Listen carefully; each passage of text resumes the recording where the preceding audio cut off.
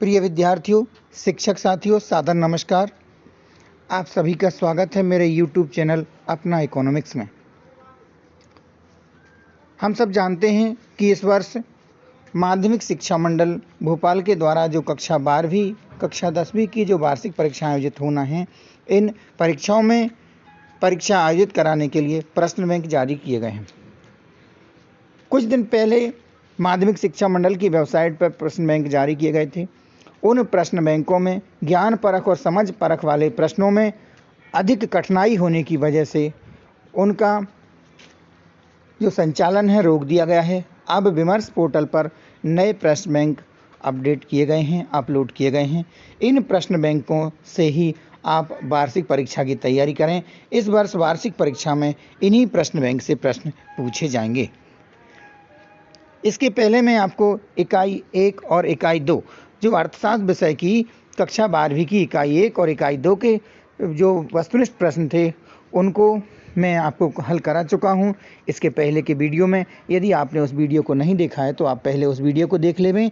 आज के जो वीडियो है, आज के जो मैं आपको बताने जा रहा हूं वह इकाई 3 और इकाई 4। इकाई 3 एवं इकाई 4 के वस्तुनिष्ठ प्रश्नों को मैं यहाँ पे आपको हल कराऊंगा।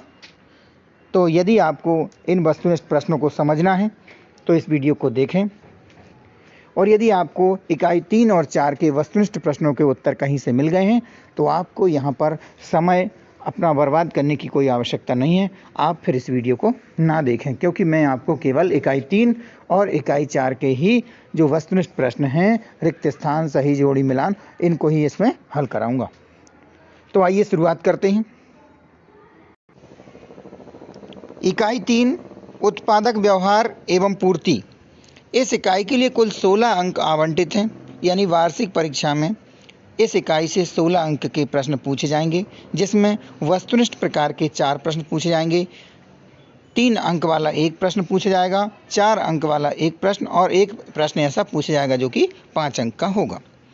तो आइए इन वस्तुनिष्ठ प्रश्नों को हम समझते हैं। सबसे पहला प्रश्न है, जिसमें सही विकल्प चुनिए। प्रत्येक प्रश्न इसका 1 अंक का है कि भौतिक आदाओं और भौतिक प्रदा के बीच संबंध को कहते हैं। इसका सही उत्तर है उत्पादन फलन। भौतिक आदाओं और भौतिक प्रदा के बीच संबंध को उत्पादन फलन कहते हैं। अगला प्रश्न है, अल्पकाल में उत्पादन फलन। अल्पकाल में उत्पादन फलन का कौन सा नियम लागू होता है? दूसरा प्रश्न है कि अल्पकाल में उत्पादन फलन का कौन सा नियम लागू होता है? तो इसका सही उत्तर है परिवर्तनशील अनुपातों का नियम। अल्पकाल में उत्पादन फलन का परिवर्तनशील अनुपातों का नियम लागू होता है। अगला प्रश्न है, उत्पादन की प्रथम अवस्था में रिक्त स्थान।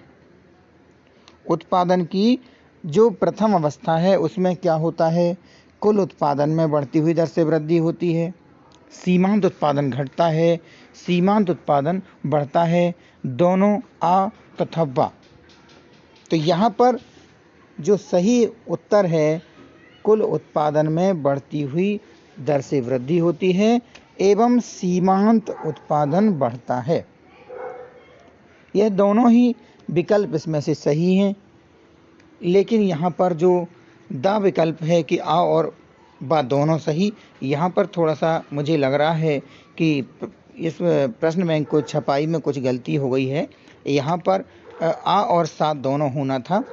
तो यहाँ पर जो सही उत्तर है, कुल उत्पादन में बढ़ती हुई दर से वृद्धि होती है और सीमांत उत्पादन बढ़ता है, क्योंकि उत्पादन की प्रथम अवस्था में सीमांत उत्पादन घटता है, यह तो नहीं होता, यानी यह नहीं होता है।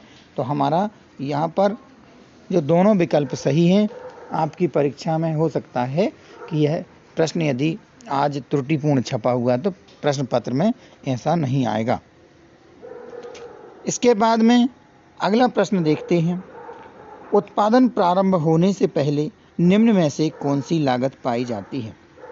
तो हम सब जानते हैं कि स्थिर लागत वह लागत है जो उत्पादन प्रारंभ होने के पहले निम्नलिखित लागत पाई जाती है। तो इसमें से स्थिर लागत जो है वह उत्पादन यदि हमारा शुरू भी नहीं हुआ है तब भी वह लागत पाई जाती है। पांचवा प्रश्न है, निम्न में से कौन सा स्थिर लागत का उदाहरण नहीं है? भूमि तथा भवन पर व्यय, प्लांट एवं मशीनरी पर व्यय, अस्थायी श्रमिकों का मजदूरी और वेतन, लाइसेंस फीस। तो इसमें जो स्थिर लागत का साधन नहीं है, उदाहरण नहीं, कौन सा नहीं है? अस्थायी श्रमिकों का मजदूरी और वेतन। यानी अस्थायी श्रमिकों को जो मजदूरी और वेतन दिया जाएगा वो कौन सी लागत होती है? अस्थिर या परिवर्तनशील लागत होती है।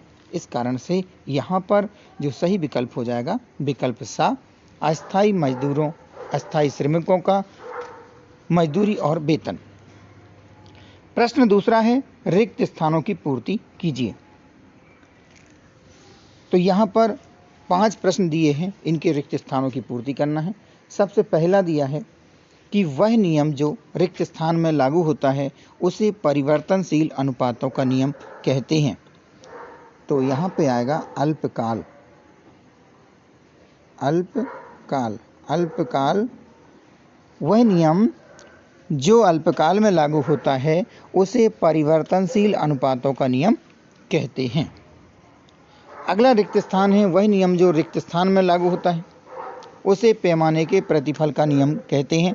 तो पैमाने के प्रतिफल का जो नियम होता है वह कब लागू होता है? वह दीर्घकाल में होता है।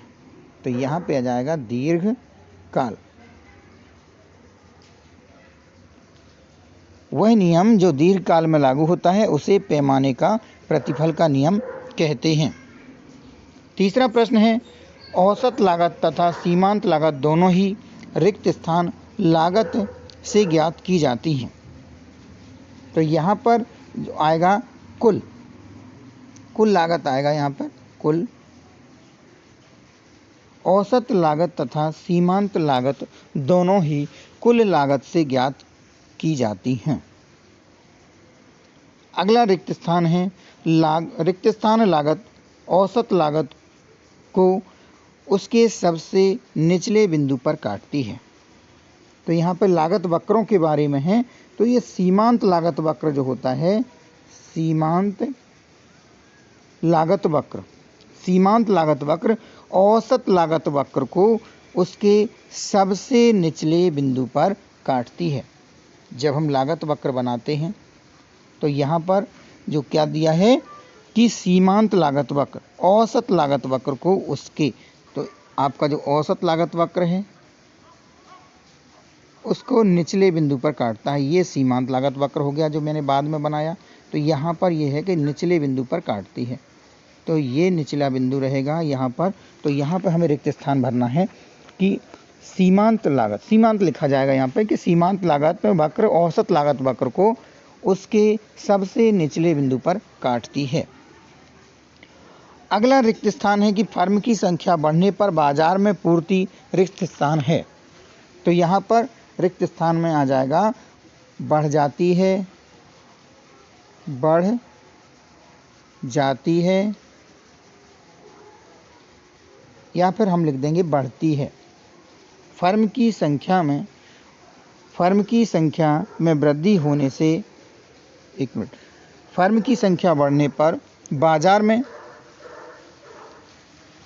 पूर्ति बढ़ जाती है। तो यहाँ पर बढ़ जाती शब्द आ जाएगा, बढ़ जाती है। फर्म की संख्या बढ़ने पर बाजार में पूर्ति बढ़ जाती है। प्रश्न तीसरा है, निम्नलिखित का सत्य असत्य बताइए। यहाँ पर हमें बताना है कि कौन सा कथन सत्य है, कौन सा असत्य है। पहला प्रश्न है इसके अंतर्गत कि शून्य उत्पादन होने पर परिवर्तनशील और स्थिर दोनों ही साधन घटा दिए जाते हैं। शून्य उत्पादन होने पर परिवर्तनशील और स्थिर दोनों साधन घटा दिए जाते हैं। यह कथन असत्य है। असत्य क्यों है बता दे रहा हूँ आपको। असत्य इसलिए है क्योंकि हम परिवर्तनशील साधनों को तो घटा देंगे, कम कर देंगे, पर स्थिर साधनों में कमी नहीं हो पाएगी। इस कारण से यह कथन असत्य है। अगला, अल्पकाल में परिवर्तनशील साधन अपरिवर्तित रहते हैं। तो यह कथन भी असत्य है। अल्पकाल में परिवर्तनशील साधन अपरिवर्तित रहते हैं। ये अपरिवर्तित नहीं है, सही हो जाएगा, परिवर्तित हो रहते हैं। अगर ये परिवर्तित लिखा होता तो हम इसको कर देते सत्य। अल्पकाल में परिवर्तनशील साधन अपरिवर्तित रहते हैं, तो यह कथन रहेगा असत्य है। यह कथन करना है असत्य, क्योंकि अल्पकाल में परिवर्तनशील साधनों में तो हम परिवर्तन कर सकते हैं। अगला जो प्रश्न है, उत्पादन बंद कर देने पर स्थिर लागत शून्य हो जाती है। तो उत्पादन बंद करने पर स्थिर लागत शून्य नहीं होती है, इसलिए यह कथन कैसा है? असत्य है। उत्पादन बंद कर देने पर स्थिर लागत शून्य हो जाती है, जबकि यह कथन गलत है, क्योंकि कभी भी उत्पादन बंद कर देने पर जो स्थिर लागत है वह शून्य नहीं होती है। यहाँ पर लिखेंगे असत्य। चौथा प्रश्न है कि पैमाने के प्रतिफल का संबंध दीर्घकालीन उत्पादन फलन से होता है। तो यह कथन सत्य है। यह कथन हमारा सत्य है कि पैमाने के प्रतिफल का संबंध दीर्घकालीन उत्पादन फलन से होता है। पांचवा प्रश्न है, कर में वृद्धि होने से उत्पादन लागत बढ़ती है और पूर्ति में कमी आती है। बिल्कुल सत्य है ये कथन। यदि करों में वृद्धि हो जाए, कर की दर में वृद्धि हो जाए, करों में वृद्धि हो जाए तो उत्पादन लागत बढ़ जाती है और उत्पादक जो पूर्ति करता है उस पूर्ति में भी कमी आ जाती है। इस कारण से यह कथन सत्य है। प्रश्न चौथा है, सही जोड़ी बनाइए। यहाँ पर 2 स्तंभ दिए हुए हैं, इनकी हमें सही जोड़ी बनाना है। देखते हैं। कुल उत्पादन की जोड़ी मिलेगी वस्तुओं तथा सेवाओं की कुल मात्रा, यानी इसकी जोड़ी बनेगी 1 नंबर बिंदु से, 1 नंबर से यहाँ पर। अगला है साधन के प्रतिफल का नियम। तो साधन के प्रतिफल का नियम अल्पकाल में अदा एवं प्रदा में संबंध, यह कहलाता है उत्पादन फलन। एसी यानी औसत लागत और एमसी सीमांत लागत वक्र, ये कैसे होते हैं? ये यू आकार के होते हैं। इसके बाद में सीमांत उत्पादन किसे कहते हैं? अतिरिक्त उत्पादन को हम सीमांत उत्पादन कहते हैं। विद्यार्थियों, मैंने आपको यहाँ पर प्रश्न क्रमांक 1 से लेकर के प्रश्न क्रमांक 4 तक के जो वस्तुनिष्ठ प्रश्न थे उनको यहाँ पे हल करा दिया है, समझा दिया है। इसके बाद जो 3 नंबर के प्रश्न हैं वो आपको डिस्प्ले में दिख रहे हैं। इनके उत्तर मैं आपको कुछ दिनों बाद उपलब्ध करा पाऊँगा। वर्तमान में मैं आपको वस्तुनिष्ठ प्रश्नों को ही उपलब्ध करा रहा हूँ। यदि आपको कहीं से इन प्रश्नों के उत्तर मिल जाते हैं, आपकी जो आपने परीक्षा अध्ययन, परीक्षा बोध वगैरह या कोई गाइड से आप तैयारी कर रहे हों, तो आप इन प्रश्नों की तैयारी कर सकते हैं। दीर्घोत्तरीय प्रश्न भी आपको इस इकाई के दिख रहे होंगे। इनको आप चाहें तो नोट कर लीजिए या आप इसका स्क्रीनशॉट लेके आपके पास सुरक्षित रख सकते हैं। अति दीर्घोत्तरीय प्रश्न जो 5 अंक वाले हैं, यह भी पूछे जाएंगे। अब हम बात करते हैं इकाई 4, जो कि जिसका नाम है बाजार के प्रकार एवं मूल्य निर्धारण। इस इकाई के लिए कुल 7 अंक आवंटित हैं, जिसमें वस्तुनिष्ठ प्रकार के 2 प्रश्न पूछे जाएंगे और 5 अंक का 1 प्रश्न पूछा जाएगा। इन प्रश्नों के उत्तर देखते हैं। पहला प्रश्न है कि निम्न में से बाजार का कौन सा स्वरूप कीमत निर्धारक होता है? ये वस्तुनिष्ठ प्रकार का प्रश्न है। निम्नलिखित में से बाजार का कौन सा स्वरूप कीमत निर्धारक होता है?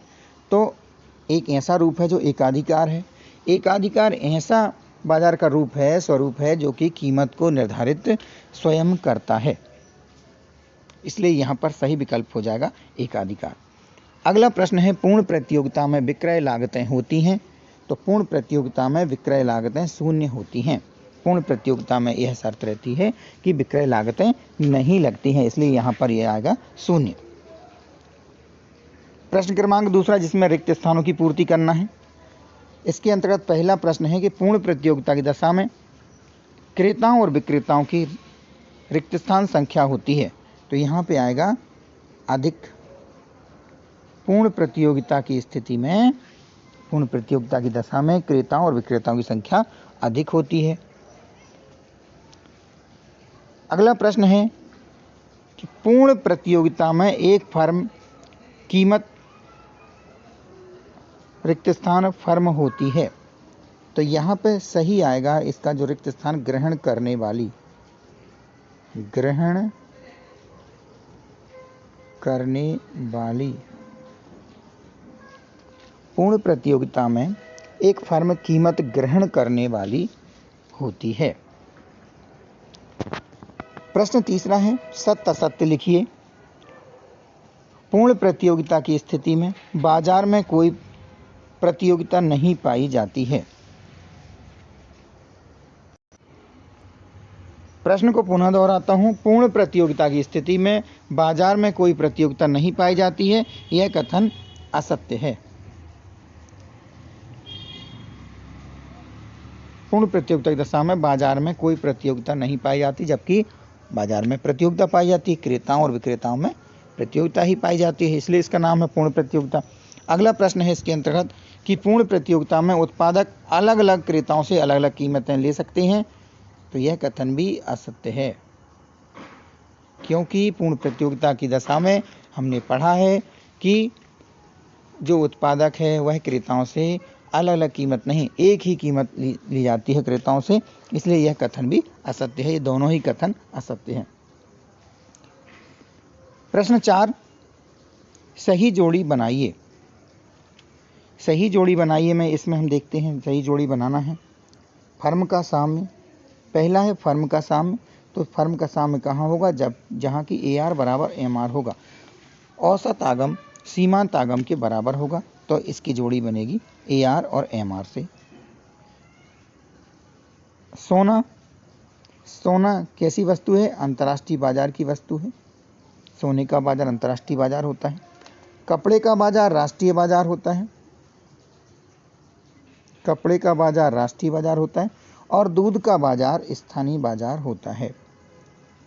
तो यहाँ पर ये सही जोड़ी इस प्रकार से बन जाएंगी, यानी फर्म का साम्य AR बराबर MR, सोना अंतर्राष्ट्रीय बाजार और दूध स्थानीय बाजार, कपड़ा राष्ट्रीय बाजार।